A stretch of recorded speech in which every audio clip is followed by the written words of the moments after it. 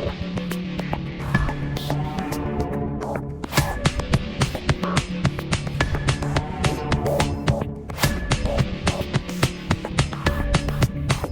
YouTube, and Tycandra's here doing another action figure review, and today we are having a look at yet another one of the Exquisite Minis Star Trek figures. Now, I have the box turned around for a specific reason, and we will get into that momentarily, but I'm going to bring the figure up here, which is this figure. This is the figure in all its glory. And I'm going to ask the question, who is this? Now, I'm not sure if it's capturing it from certain angles, or if it's just the way the figure is sculpted, but I am not sure which character. Well, obviously I know which character it is, but I want you to kind of give a guess of which character this is, because it certainly does not look like the actor that portrayed the character, so I'm kind of wondering what is going on. I mean, at least with the Chekhov figure, it does bear a resemblance to Anton Yelchin. I hope I pronounced that correctly, but it does bear a somewhat resemblance to the actor who portrayed the character. This one, however, now the red shirt is probably a giveaway of who it's supposed to be, but it does not really look like who it is. So if I just move these aside, and we'll flip around the back of the box for the reveal of which character this is, you can see the name of the character on this, which is supposed to be Scotty. Now, I'm not sure about E, but this head sculpt doesn't look anything like Simon Pegg, who is the actor who portrayed Scotty in the Kelvin verse, or the J.J. Abrams 2009 movie verse Star Trek. So I'm not sure what is going on with the sculpting of this. It is just, I don't think it's an issue with the head being like deformed or miscast or anything like that. I believe this is the way they all look. So it is kind of it's a hard press to have this guy as Scotty. He looks like a generic red shirt more than anything else. Now, if you're wondering about the box is pretty much identical across the board. I only have two of these figures. Here is the card back for Chekhov. The ironic thing is I actually bought this. You can see that it has the Chris Pine Kirk on the cover. I believe it's from the first film, but then again, he was a cadet for most of that, and he didn't have the captain's uniform, I think, till at least the second film. I think he did get the captain's uniform closer to the end of the film, but I don't know if this version of the captain's uniform is from the first film or from one of the later films. Someone might be able to correct me in the comments below. But the back of the box, and it's pretty much the same setup. Here you have the Chekhov figure just in a background to kind of represent the interior of the ship. Similar thing with the Scotty one. Again, there's a QR code on this, so if you have something to scan it, you might be able to find out information. The cover is a lot more ripped on Scotty than it is on Chekhov's box. But the irony is, I got this in Forbidden Planet in Dublin, which is exactly where I got the Chekhov figure. In fact, I got the Chekhov figure back in March of this year, and I got Scotty in a couple of days ago in August. So if I keep the trend going, I could get the entire crew figures by like what, there's Kirk, Pike, Spock, McCoy, and I don't think there's anyone else. So if I keep getting two figures a year, it'll be 3 years before I can finish the line out, if I keep doing it that way. But more than likely, they will not be stocking those figures by that stage. So we'll pause the video here. We'll just zoom in a little bit more and we'll go through his accessories. He doesn't have too many accessories, but we will go through them anyway. So bear with me, we'll be right back. So here we have a kind of closer look at the figure. I'm bringing in the tape measure so you can see how tall he is. He does stand around the 4-inch scale. It is a 1:18 scale figure line, so it's a 4-inch scale figure. He does come with a couple of accessories. He does come with alternate hands.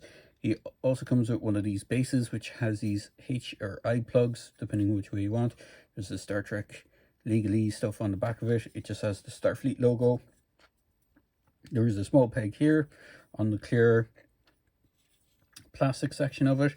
Now, I will say I had the same issue with this that I had with the Chekhov one, is that the pegs on this appear to be painted.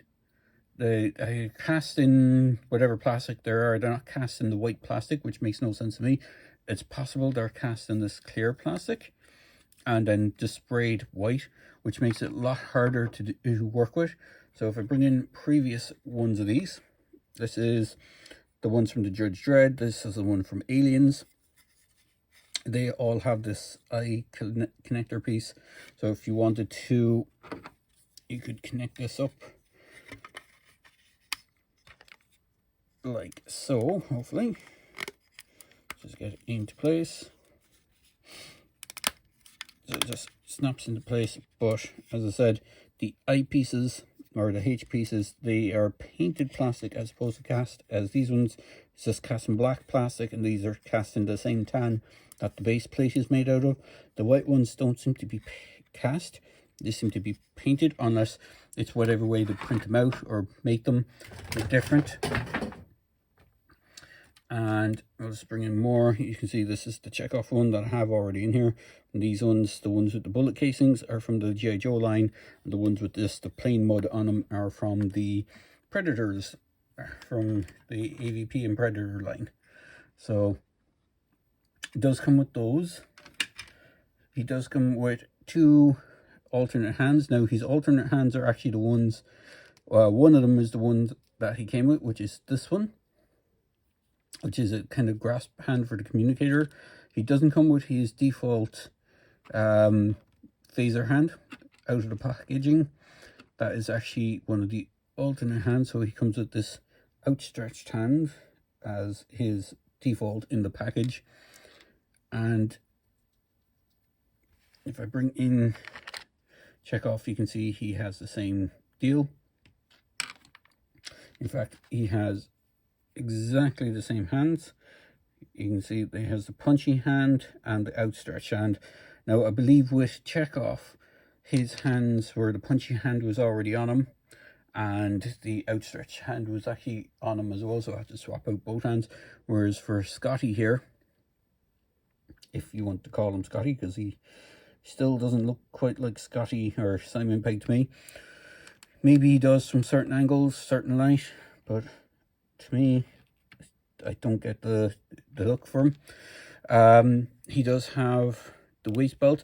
Now the waist belt is a separate piece, but I haven't managed to be able to take it off completely. There is a small clip.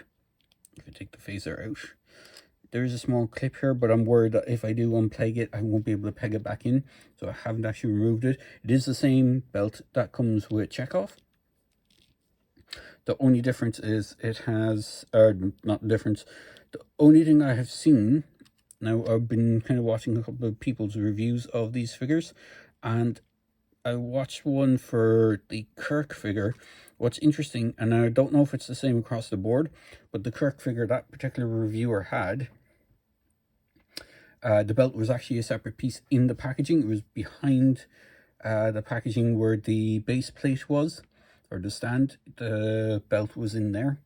So if I just bring back in the box momentarily, you can see here, down here on the box is where the 2 hands are.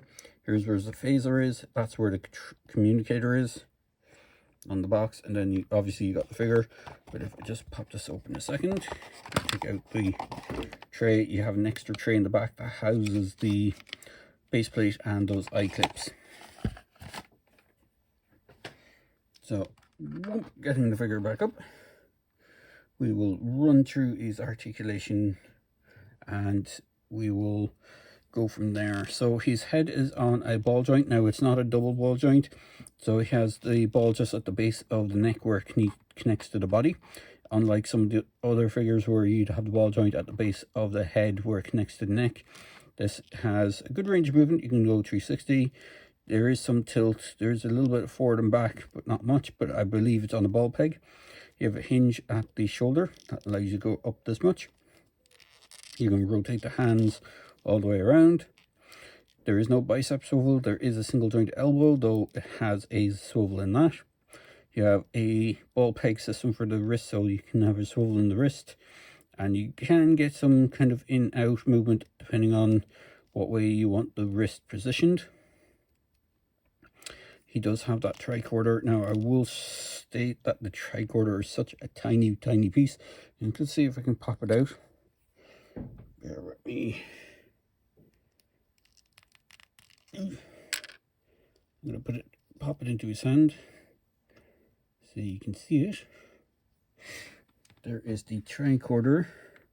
As you see, it is quite a small accessory. So be wary when you're taking this out of the packaging, because it is a separate piece in the packaging. It could go skittering off somewhere into the void and never be seen again. So it does house quite nicely and tightly into the pocket. So it isn't a case of it wanting to flop out. And then the phaser, the phaser has a holster as well. It is just as tight as the communicator, so it is not going to pop out too easily as well. Now, the two of them have the same kind of leg sculpting. You have this kind of grayish pants that he's wearing, but he has kind of like detailing on the just above the knee. He can do the splits that much. He can get into a seated position. He does have a waist swivel as well. I should point that out. It is a ball jointed kind of waist swivel, so he has some tilt side to side and a swivel. The way it's done is this tunic piece is kind of a softer material. It's not it's more of a rubber material, so I would be wary about storage. Over time these could get damaged, but he does have double jointed knees. He doesn't have boot swivel, and then he has a rocker ankle and a swivel in the boot itself. So, and he does have a double peg holes on the bottom of his feet. So we'll get him situated here, and we'll get his crewmate of Chekhov into view. And then we will start grabbing a few others. In fact, bear with me a moment. I'm just going to see if we can pull back a small bit so we get a bit more room to bring in some more figures. So we have another Hiya Toys figure. And the guy's a Robocop. Now this is the 2014 reboot Robocop, which I actually enjoy that movie. It isn't great because they tried to go, they did go PG-13 on it. But if they had not gone PG-13, I believe it would have been a far more interesting movie. Here we have one of the Spin Master Joker figures. But top and mean behind. We have one of the Jurassic Park Rebirth figures, which is Dr. I can't remember his name off the top of my head. But we have one of them. We have Ian Malcolm from Jurassic Park. Now, difference is Ian Malcolm and the Loomis, I believe his name is Dr. Loomis. They're done in 3.75 inch scale, which is just a hair slightly smaller than 1/18 scale, but they are fairly close. So, bring in another Spin Masters figure in the Batman line. Pop him into the background there. Do we have anything else we can bring in? Since we're going with RoboCop, and I have him to hand, bring in good old classic Alex Murphy from the, I believe this is RoboCop 2 version. It could be RoboCop 1, but I think it's from RoboCop 2. So you have just a varying scale of figures. Oh, she's there. We'll bring in one more. Bring in that Boris Ping Ada Wong figure, if I can get her to stand. So she's a little bit forward, so she might look a little bit taller, but she does stand around the same height as the Scotty figure. So all in all, he's a good figure. He does look good with next to the Chekhov figure. He does have pretty much the exact same accessories, same hands, same accessories. I think the only figure that has an extra hand set is probably the Spock figure. I don't have him to hand, but I would imagine they did what the Playmates versions did, where they had him with 2 grasping hands, and then they had the Vulcan greeting hand. I imagine Spock does have that. I'm not sure if Spock has the tricorder. I would imagine at least one of the characters would come with a tricorder, or at least a medical tricorder for Bones. But as it stands, these two aren't too bad. I do like the Chekhov a little bit more, just because he looks more like the character or the actor who played him. I'm still not convinced that this looks like Simon Pegg. Maybe someone else might be able to shed some light onto why he doesn't look like Simon Pegg. Maybe it's a licensing issue. Maybe it's just they rushed the figure out. I don't know. But as far as figures go, it's not too bad. At a pass, he could be Scotty. So there you go, guys. I hope you enjoyed this quick video review for the Hiya Toys Exquisite Mini Scotty figure. And again, as I said, Scotty in loose terms, because he to me he doesn't look quite like Simon Pegg. So just see if we can get the next bit of light on the subject here. But all in all, it wasn't too bad. Now, I did pay a hefty price for this because it is an import figure over here. I know you can kind of get them from Locker Toys. A lot of the figures are sold out. I do believe Scotty is one of the ones that is sold out, but they do have a couple of the other ones. So I will throw a link hopefully in the description below for Locker Toys, so you can see which ones they have available. And I think they have only one on pre-order, which is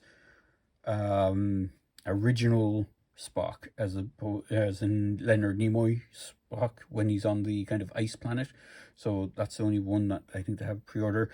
Hiya Toys do also do a 1/12 scale figure line for Star Trek, and I don't have any of those. I don't really have any intention of picking up any of those. I do want more of the 1/18 scale, so hopefully we might get some other characters.